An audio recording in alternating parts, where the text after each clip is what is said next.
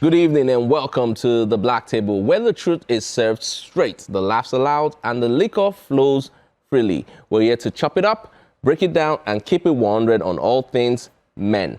Life and everything in between, that's what we do on the show. My name is Olamide, and I will be the skipper of this voyage tonight. We're talking about everything, anything you can imagine. And with that being said, I'm going to start by addressing certain things that's happened tonight. But before I do that, I want to introduce the gentlemen who keep this table steady. The gentlemen who, in their many different ways, have tried not to get themselves into trouble every week. But I'll start by introducing the man to my left. He's a very special somebody. We call him the navigator. We call him the premium MC. He's a biker. Yes. He's a wiker. He's a striker.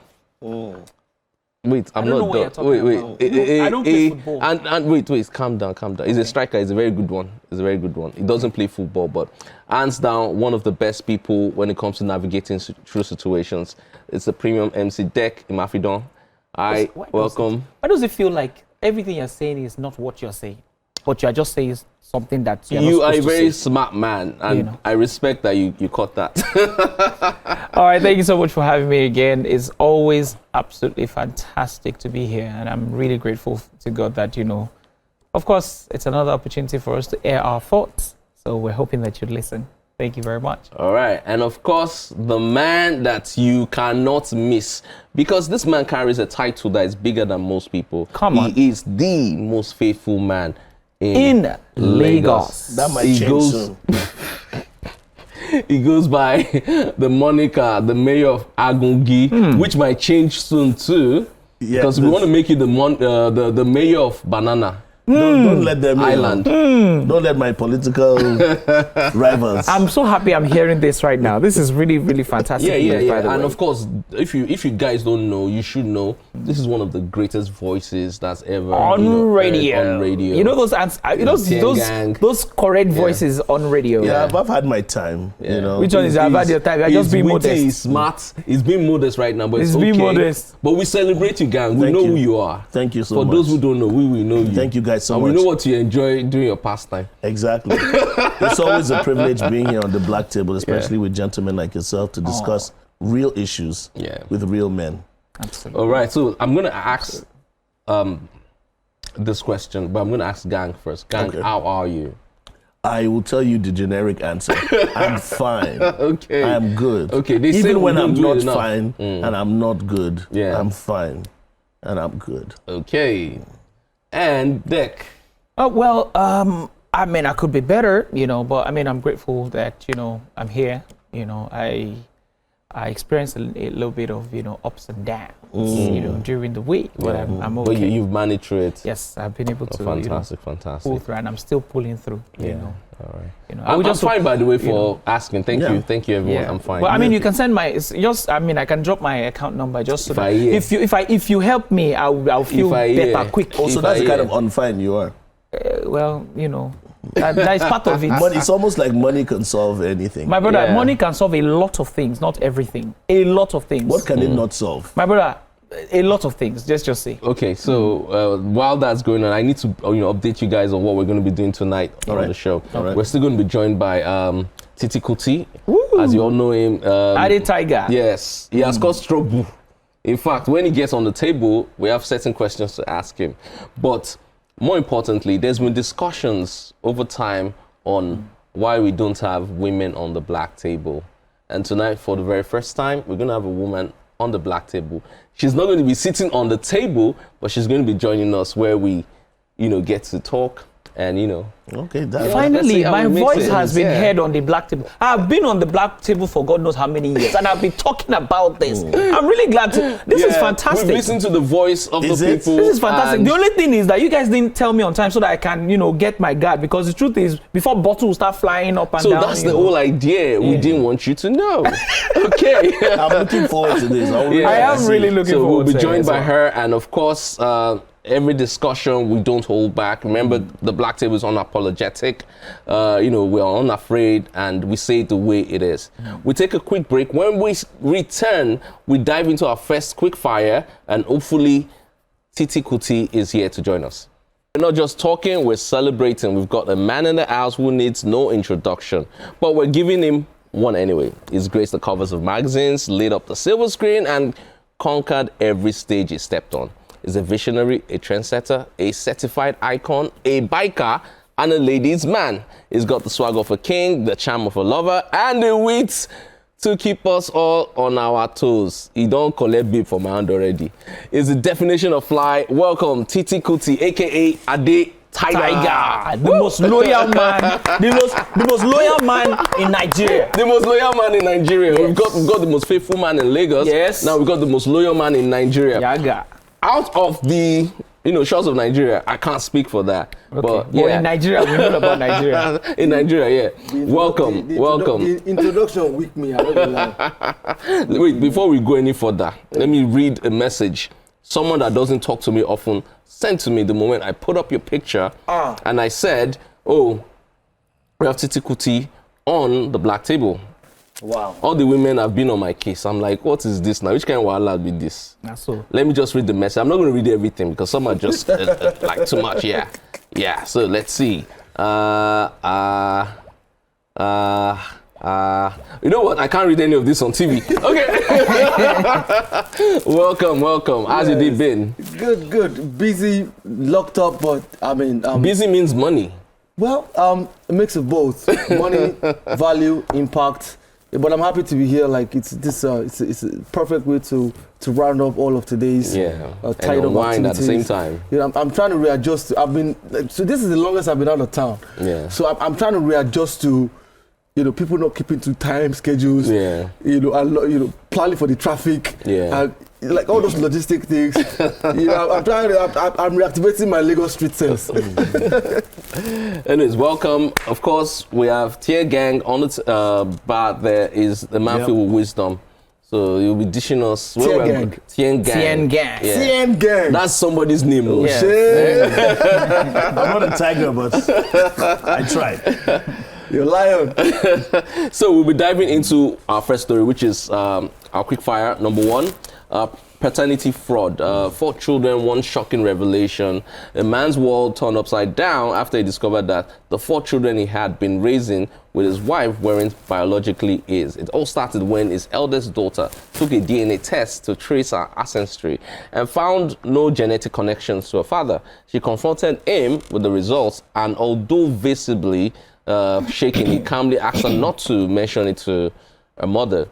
Well, this story is very interesting because after that particular situation, the man decided to do a test on 2 other of his children, and then discovered that those 2 don't, belong to him. But before we dive into the story, we take a quick break, and then we now break the story down, analyze it, and then see, what your thoughts are.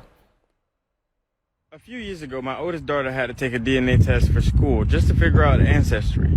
During the DNA test, she came to me very, very sad because apparently me and her were not related. I was like, huh? When she told me this, I had to keep a straight face because the immediate shock was just wild. Then I decided to go with her to get a paternity test done. When we got the paternity test done, it was also concluded that I was not her father. At this point, I was shocked. I've had 4 kids with my wife, and she was the oldest, and I needed to see how far this rabbit hole went. I told her to not let her mother know that we know this information, and then I went to my next oldest child. Not mine. I went to the one below that. Not mine. And then I decided to stop there because the youngest child is so young that this may directly affect them, and they don't really understand what's going on anyway. So I didn't even want to go into that rabbit hole, but when I got the information, I immediately was like, let me go talk to my wife about this. So, like always, she didn't take responsibility or any type of accountability, and she said, how are you going to believe your wife over these tests? I was like, are you serious? Are you like, for real? Like, is this really where you're gonna go with this? Then she starts crying profusely and saying it was only one time. I didn't mean to do it. And I was like, it was only one time. hey, and then I showed her that each one of the children aren't mine. All right, that's the video, and you'll just heard the whole story. Now, it's a very sad situation, but it's quite common in the world today, whereby, you know, a man discovers that his children don't belong to him. I'm going to start by asking you what your thoughts are on this, because it's quite rampant, and this is something we've talked about on the Black Table. Do you think legalizing paternity tests right after having children should be a thing across the world? You want to know what I actually think? Yeah, I want to know. So I have to be very factual with you. I think it's never going to happen. Why? Why do you say so? Yes, because there's a sentimentality towards the feminine gender, and that's not going to go away in a long time. And I think the advent of feminism and things like that solidifies it, because now you have women in top positions, women who are controllers of industry that are willing to protect the feminine agenda irrespective of if it is positive or not. Yeah. So it's a wish that's never going to come true, unfortunately. Maybe 30 years ago it could have happened, but right now I think it will be very difficult. It's a balance that would be very, very, very, very challenging to tip, unfortunately, because you have people who are guarding, they're custodians of that gate. Okay. So as much as it seems unfair, to men. To men. Yeah. But the truth is, society is never really fair to men, but it is what it is. So you take it in the chin and you move ahead. I mean, if reverse were the case, I'm very sure paternity test would be a 25 to 30-year jail term. But as it is, I just hope that at some point, because the self-awareness has to come from the gender that is benefiting from it. Yeah. And the benefit in the long run is detrimental to society. Why? Because it crumbles the family structure. Okay. But the self-awareness has to come from that, and it's difficult. Why? Because there's a large right. The percentage is growing geometrically. Yeah. That benefits, of course, from it. So I don't think it's going to happen anytime soon. My honest opinion. Yeah. Dek, what's your summation on everything Titi Kuti just said? Well, it's crystal clear, right? And one of the things that he said that really struck me was the fact that, you see, the entirety of this world revolves around women mostly, in terms of, sentimentality, like you said. A lot of people are, it's easy for you to blame a man than for you to blame a woman. And that is why it's easy to say that women don't cheat, when in actual fact, a lot of women cheat and they get away with it even better than men. And so it is important to understand that the whole essence of cheating doesn't show, in women as much as it does in men, of course, because, men would come out and, they do whatever it is that they need to do. But a woman can cheat and it like becomes, when they find you on the bed watching Netflix. Who is that? I don't know what you're talking about. Well, what I'm saying, what I'm saying in essence is simple, right? The truth is, if there were to be a law, all right, that says that for every woman that gives birth to a child, you must run DNA. You'll like see a paternity test. You see that things will definitely change. It's not going to happen. Okay, before we go any further, gang, I need to hear your thoughts on this. I agree with him 100%. It's not going to happen. It's not going to happen. Yeah. It can't happen. See, I'll put it to you like this. In this patriarchal society where it is viewed like men have been at an advantage and have been enjoying certain things, are enabled to do certain things and get away with it. So it puts women somehow at a disadvantage. So to now question them, there's a level of trust a man has on a woman and a husband has with his wife that he just believes these are my children. Okay. Regardless of how he may have been living his life, whether he has been cheating or anything of the sort, there's this just belief and trust that we have been thrown on women that we believe they wouldn't do this to this extent to us, and we just accept the children as ours and raise them. So, sorry. Okay, sorry, I wanted to add something to that quickly. Not like add, but just ask the question. What happens in the situation where a man and a woman have absolutely everything that they want in life, apart from children, and the problem is from the man, and one way or the other, the wife, convinces the man that he, is able to father a child, and she gets the pregnancy from another man. Well, she gets pregnant by another man. That has happened. But does the guy know about it? What do you think will happen? Do you think that a man that knows in himself, that knows that I can't father a child, right, would say, no, these are not my children? Listen, I shared a story with them. I shared a story with them on this show a long time ago. What happened to one of my childhood friends. The 11-year-old son, one day the father called the wife, and the wife came to confess that the 11-year-old son wasn't his. And the man said, I know. The man had always known. And he even told her, I know who the father is. Wow. Oh, I see. And she was shocked. So you've been living with me in this house, because the guy knew he couldn't have kids. But he enjoyed the happy home and seeing her happy and raising the boy as his own son. So there's a level to which men have done certain things and they accept it, not as if they can't. So just to buttress what he said, there are certain things that men can carry on the shoulders, and which is the reason why I always wonder the reason why there's this argument about gender equality.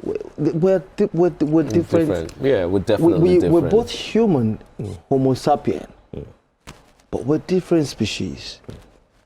Real talk. They're so different. Because the things that men can carry on their shoulders and move ahead, and no one still keep it together. If the tables were turned, you can't find I was about to talk about tables turning. You can't find. I was actually about to talking about let me tables just give you we talked about something on the table like some weeks ago, right? About the lady who went ballistic on her man in London, that he brought his younger sister only for the child to be his daughter. Do you think that he wouldn't have been happy to talk to the lady and tell her, this is my child? But because he knew that there was going to be some sort of hysteria, right? That's essentially why he lied, right? So, you see, it's easy for us to talk about the fact that DNA or no DNA. But when it comes to the man, it's like, no, this guy is a terrible human being. This particular story, the lady committed suicide after, she couldn't handle and deal with what she's done. That's terrible. And that's not a solution. That doesn't solve anything, because she just leaves a big problem behind. What is the reason behind the suicide in the first place? Because I saw that story. She was the one that went on Instagram Live. Yeah. And was recording. And all of the abuse that people came to attack her with, she recorded it by herself. Yeah. And people picked on it like, how sensitive can you be? How could you? This is a child that has nothing to do with this situation. First. Two, what kind of relationship do you have with your husband that he cannot even tell you that there is a child somewhere? I can tell you, if it was a woman, from the day one, you know that there's a child.